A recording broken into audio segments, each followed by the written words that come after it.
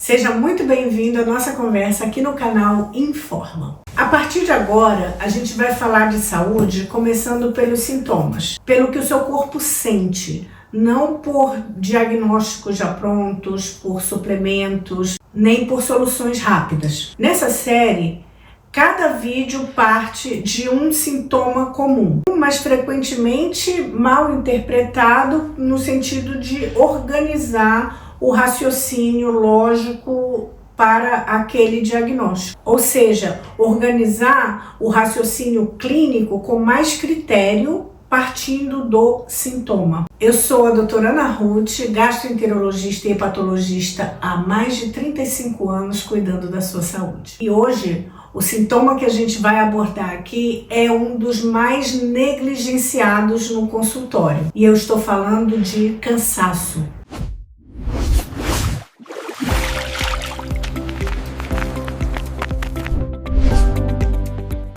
Sabe aquele cansaço desproporcional que você apresenta e você acaba atribuindo a outras coisas ou não dando a importância que merece, porque como a gente vai ver, pode ser sinal de coisas que merecem a nossa preocupação. Vamos começar organizando o pensamento, porque nem todo cansaço é igual. Nem todo cansaço que a gente pode atribuir o que? A rotina puxada. Isso pode atrasar muita coisa, pode atrasar muito um diagnóstico importante. Sentir cansaço após um dia intenso, um dia de trabalho intenso, é esperado. O problema começa quando o cansaço é maior do que o esforço, é desproporcional.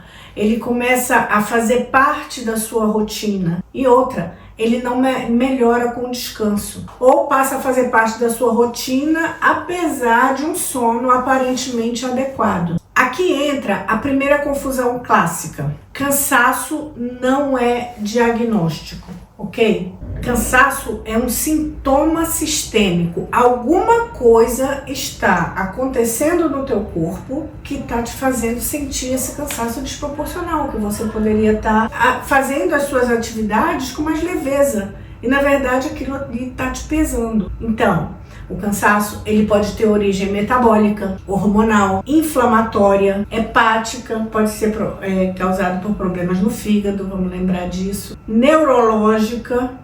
Causas neurológicas também podem levar a cansaço extremo e também medicamentosa. Quando a gente ignora isso, todas essas causas, não vai buscar onde é que está o foco do problema, a gente corre o risco de cair nos atalhos.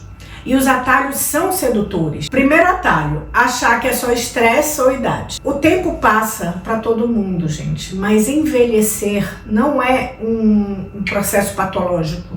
Não deve ser. E por isso, não significa viver exausto. Normalizar um cansaço persistente é perder a chance de diagnosticar precocemente um problema que você pode resolver e ter uma velhice muito saudável, muito leve, sem cansaço. Porque o corpo nosso, ele vai se adaptando a todas as fases da vida. Quando você nasce, você não sabe andar, você começa a engatinhar e vai evoluindo a partir daí, vai aprendendo a andar, depois vai ficando mais cansado, é claro que com a idade vai aparecendo aquelas dorzinhas nas articulações, alguma coisa que está inflamada, e o cansaço pode vir fazendo parte disso, mas temos que buscar as causas de prováveis patologias de base, tá? Que possam vir acontecendo nesse processo do envelhecimento. Segundo atalho, que é muito sedutor, é sair suplementando sem critério. Ferro, vitamina D, complexo B, magnésio. Inclusive, a gente já falou bastante, tem uma série só de suplementos que vocês sabem que eu sou a favor, né? Mas sempre com critério e com rotina sã. Então, a gente tem essa série aí falando dos suplementos todos, mas sair suplementando sem critério para tratar um cansaço que a gente não sabe a causa, isso pode ser um risco. Esses suplementos, essa suplementação, ela pode ser necessária em algum contexto, mas usado no escuro, ela vira tentativa e não tratamento. Terceiro atalho, focar só em alimentação e exercícios quando o teu corpo claramente não está respondendo a isso. Em alguns casos, insistir em força de vontade piora a exaustão em vez de resolver. Agora que a gente tirou esses atalhos da frente, dá pra gente começar a falar do que realmente importa. Prestem bem atenção nessa etapa, porque eu vou fazer um checklist aqui bem prático para vocês, tá? Do que pode estar por trás desse cansaço desproporcional. Alterações da tireoide estão entre as causas mais frequentes e também as mais mal compreendidas, ok? Então fique atento para avaliar sua tireoide. O seu médico com certeza vai estar atento a isso. Não só o hipotireoidismo clássico, que é aquele com TSH elevado, mas quadros iniciais com flutuações hormonais, fases de transição e situações em que os exames parecem normais, ou diria, parecem aceitáveis, só que o corpo claramente não está funcionando bem. Então tem que estar atento nesses casos de flutuações com TSH elevado, mas que ainda está mantendo ali o T4 livre no nível, mas o teu corpo está fazendo um esforço maior do que deveria para se fazer funcionar e às vezes precisa de uma reposição prescrita pelo teu médico. Ou seja, o metabolismo lento, ele não começa no exame, ele começa no sintoma. Ou seja, você já pode ter o sintoma e o teu exame ainda está dentro de padrões aceitáveis. Segunda coisa, alterações metabólicas, como por exemplo a resistência à insulina. Inclusive em pessoas que não têm diagnóstico de diabetes e que não se reconhecem como pessoas de risco para diabetes. Nessas pessoas que estão iniciando o processo de resistência à insulina, o corpo ele vai estar trabalhando de uma forma muito mais exaustiva e isso cobra um preço diário. Terceira coisa, doenças hepáticas. Doenças hepáticas iniciais costumam ser silenciosas. A gente já fala muito aqui no canal sobre a esteatose hepática, que é uma doença de altíssima prevalência hoje no nosso meio. Os sintomas iniciais, eles são tão imprecisos que às vezes a gente não dá atenção. Então é um cansaço muito fácil, uma fadiga, um desconforto. Os sintomas clássicos mesmo de doença do fígado vêm aparecer muito mais tarde.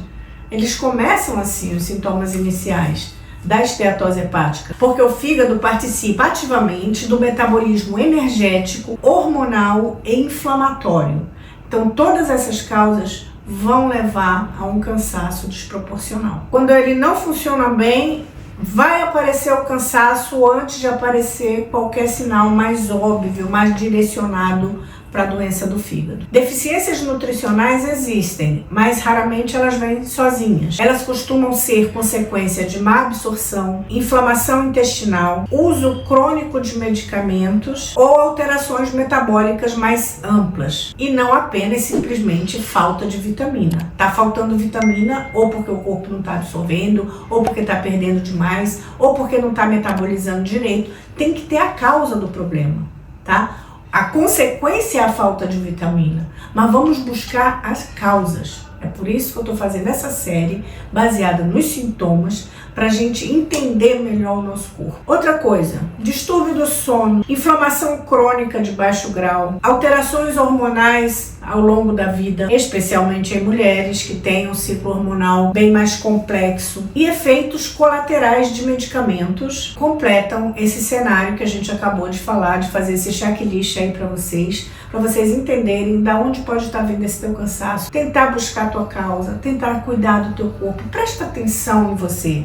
Você tem que entrar num processo de se olhar. É a partir daí que a gente começa a se tratar melhor, a ter mais qualidade de vida e a ter uma vida bem mais leve. Então você percebe o ponto? O cansaço não é o problema, ele é o aviso.